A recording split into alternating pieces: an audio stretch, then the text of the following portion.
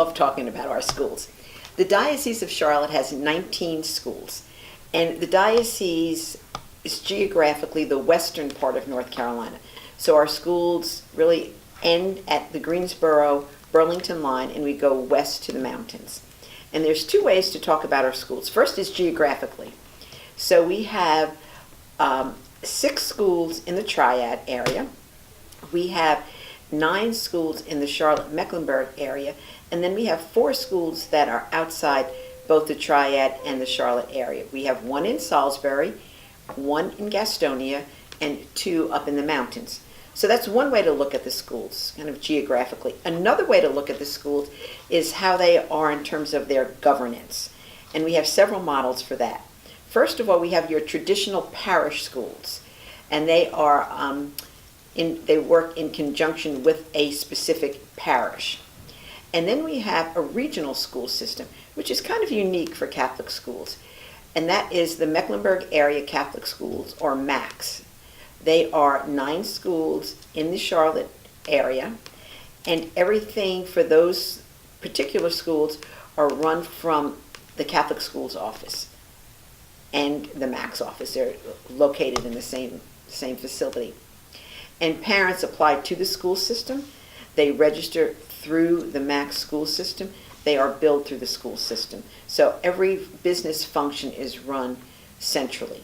And then we have one standalone diocesan school, and that's Bishop McGuinness. And that school is not connected to a parish.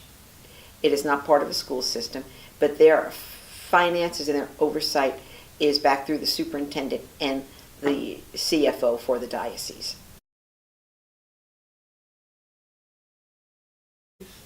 Well, if you ask any superintendent, the answer to that question will probably be not as much as I would like, because the best part of our job is getting out into the schools.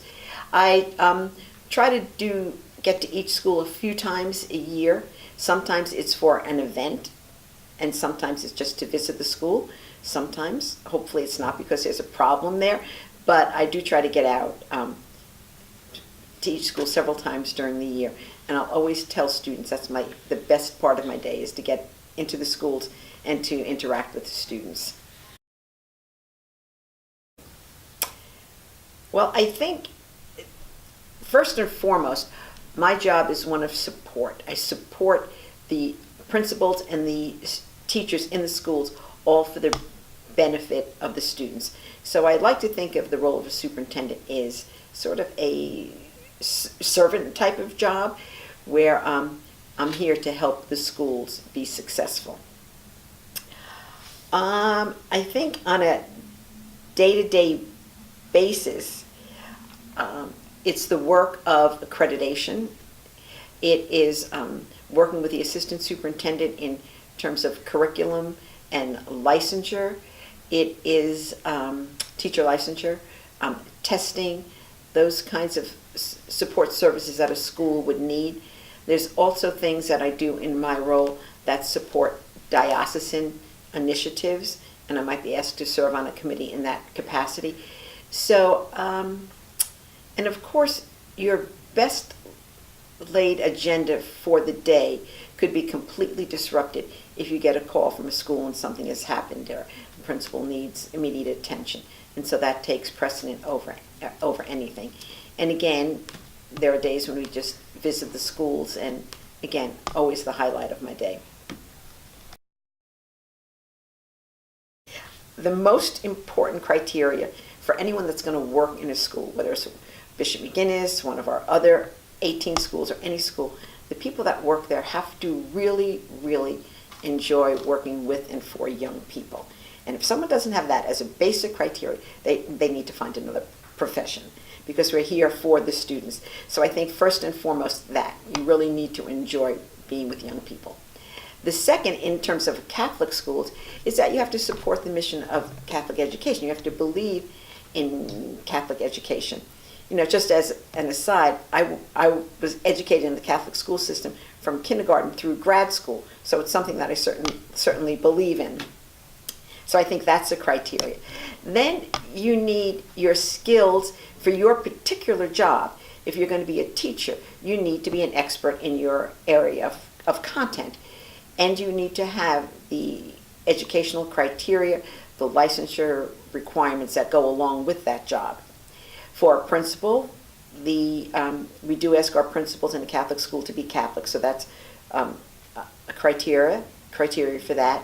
Then they also need to have advanced degrees in administration. If you're hiring for an office position, certainly they would need the skills that go along with that, whether it's certain pieces of software, whether it's accounting background.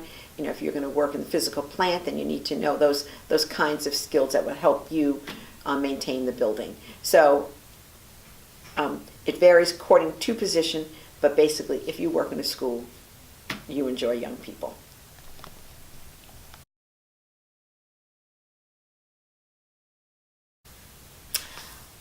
Yes, I think they do. But I also think any leader should be, or at least strive to be, an effective leader. Now, if you're asking me what I think it takes to be an effective leader, that might be a little bit different question.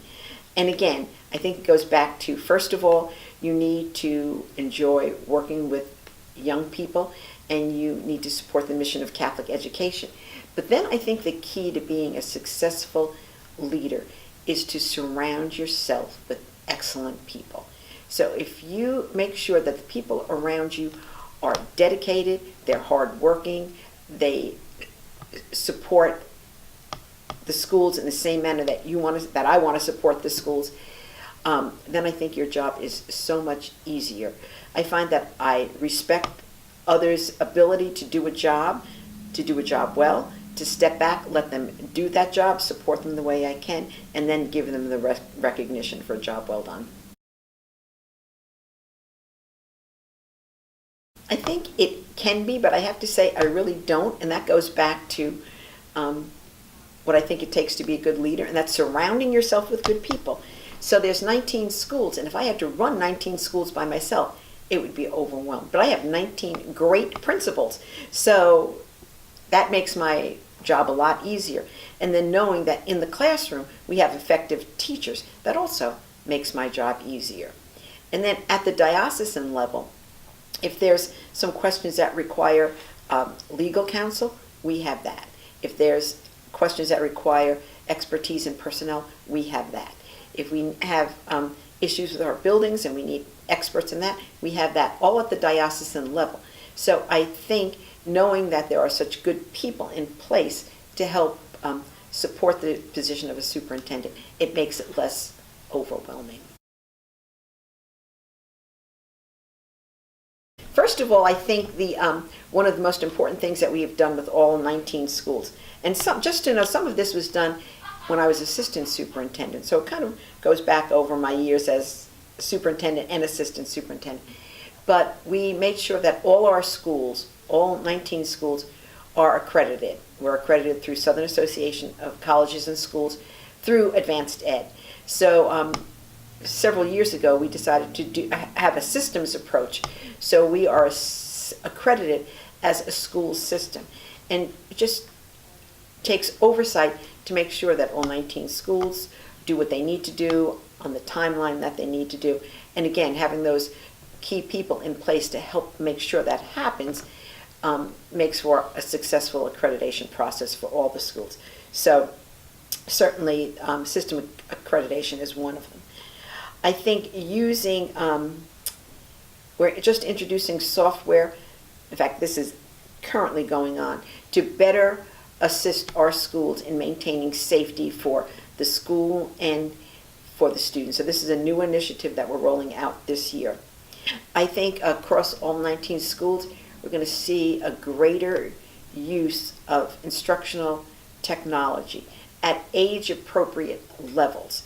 A lot of our high schools, in fact, all high schools have a one-to-one laptop program. So that's something that's been fairly new. And then in most of our schools, you'll see greater use of technology implemented appropriately for our pre-K's, our kindergartens, up through our younger elementary, middle school. So I think that's another initiative. I think we have tried over the years to expand our services to students with special needs. Many of our schools have programs for children that may have autism or other cognitive delays or some physical impairments. So we have those programs in some of our schools, and gradually we have been expanding them. We would like to expand them more to serve more students. I think one of the things that I've implemented since I've been superintendent that is probably my favorite thing is a student advisory board. So I have students from all 3 high schools. We meet about 3 or 4 times a year, and they just have conversations with me. Because as a superintendent, I know there are things that I don't know, but that students know and I should know. So I just basically tell me what I don't know and I need to know. Or I might ask them, how can we make things better for our schools? So it's just a conversation. And I think that supports the notion that if you're going to be in this position, you have to like and want to work with young people. And again, that is, I will tell them, I will tell other adults that I meet with, my favorite meeting of the year is when I get to meet with the Student Advisory Board. There really is no typical day because every day is just a little bit different. I work in an office, it's in the Pastoral Center, and I try to get there around 7:15, and I work till about 5:30, 6 o'clock, unless I have an evening meeting. And my particular office is the Catholic Schools Office / Max office. So I have a little bit of a greater responsibility to the Max schools because there's not a pastor in place that will take care of some of those functions. For example, a pastor might sign a contract for the teachers in his school, but I sign the contracts for the teachers in the Max schools. So there's a little bit greater oversight with that. So there's a lot of paperwork that goes along with the Max schools. So on any given day, I will have paperwork across my desk related specifically to running the Max schools. Then there's other things that I need to do for all the schools. Again, working with accreditation or coordinating things with curriculum or testing with the assistant superintendent. And then again, there's days that I have meetings for diocesan initiatives, where I might serve on committees for the diocese. So that is kind of a snapshot of what my day looks like when I'm in the office. Then, of course, on days that I'm out of the office, I might be out of the office all day visiting 2 or 3 schools, or like today where I'm here in the morning and then have to go to another school in the afternoon and then back to the office. So there's always variety, which is great. And then, of course, if the phone rings because a principal has some emergency, then everything else just gets put to the side and we deal with that particular emergency. So it's never dull, never dull. Always interesting and always exciting.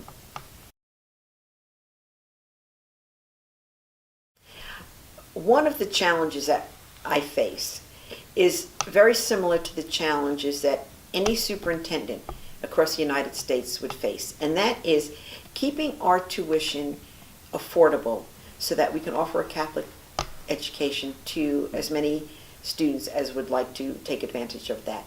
And that's always a challenge because costs escalate and yet we want to keep the tuition increases to a minimum. So that's a challenge. But again, that's going to be echoed across the entire United States in terms of challenges faced by Catholic schools. And because sometimes the tuition raises above a level that parents can afford, we're seeing a little bit of a decrease in enrollment in certain schools, and that's always a challenge. Here in North Carolina, that challenge is a little bit more significant because several years ago, the state took away the cap on the number of charter schools that could be in existence. It used to hover around 95 or 100, and now there's no cap. So charter schools can open up. As long as they apply for and get their charter, they can open up, and there's no number restriction on that. And charter schools are free public schools. And so when they spring up in an area that's close to one of our Catholic schools, that does provide a little bit of a competition for us. So that's always a little bit of a challenge. Student discipline issues can be a challenge when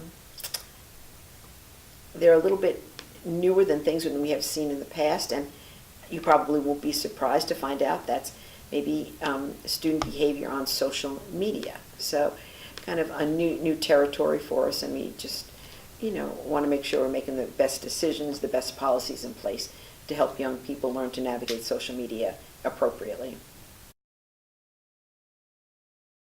At the beginning of this interview, I talked a little bit about the structure of our schools and how they're a little bit different. So to answer that question, you probably are going to get 3 different answers. So the budget for the parish schools are really run directly with the parish. The schools are a ministry of the parish, and so the pastor oversees that. The pastor sets their tuition rate and manages the budget. And typically there's a finance counselor or something at the parish or the school level that will help coordinate that. So that's one way the budget is managed, okay? Here at Bishop McGuinness, again, the principal and the school administration is responsible for constructing that budget, make sure it's a balanced budget, and they then report directly back to a CFO for the diocese for oversight and for the conducting of the annual audit. It's audited by an outside entity every year. With Max, that really is run from the Max business office. There's an office dedicated to constructing that budget. There are folks in place that help maintain that budget. We have an accountant dedicated strictly to Max. There's an advisory board that helps just ask questions and just kind of advise in terms of constructing and implementing that budget. And again, we report back to the CFO for final oversight, and there's an annual audit of the Max budget as well. I do think that we are achieving the goals that we set out to do. And again, it goes back to having good people in place that are going to help you support those goals. With our goal of rolling out the safety software, all the principals have been on board. They've logged on to every webinar that's training them to help them do that.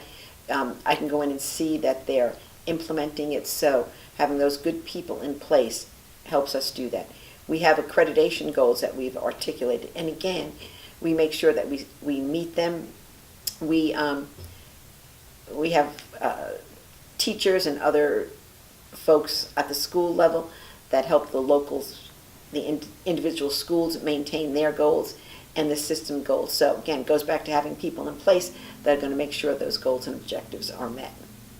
So I'm confident that we are doing it and will continue to do that.